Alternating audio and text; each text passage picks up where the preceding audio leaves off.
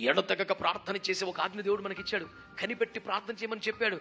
వాగ్దానాలు పొందుకునే వరకు మందిరాన్ని వదలకుండా ప్రార్థనలు గడపాలని ప్రభు చెప్పాడు. నీ వ్యక్తిగత జీవితాన్ని కానీ, కుటుంబ జీవితాన్ని కానీ, ఆత్మీయ జీవితాన్ని కానీ, నీ సంఘానికి కానీ, నీ పరిచర్యకి కానీ, నీ ప్రాంతానికి కానీ దేవుడు ఏదైనా విస్పష్టమైన వాగ్దానం చేస్తే దాన్ని పొందుకునే వరకు కనిపెట్టి ప్రార్థించాల్సిన బాధ్యత నీకుందా లేదా?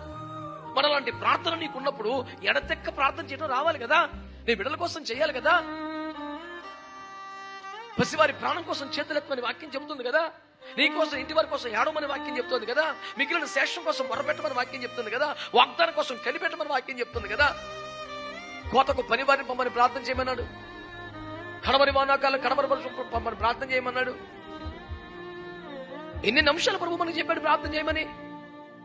ఇన్ని విషయాలు ప్రేయర్ పాయింట్స్ ప్రభువే మనకిచ్చి చెయ్యండ్రా బాబు అని చెప్తుంటే రోజు రోజుకి మన ప్రార్థన సమయం పెరగాల వద్దా? ఇంకా చిన్నపిల్లలాగా చేస్తే అలాగా?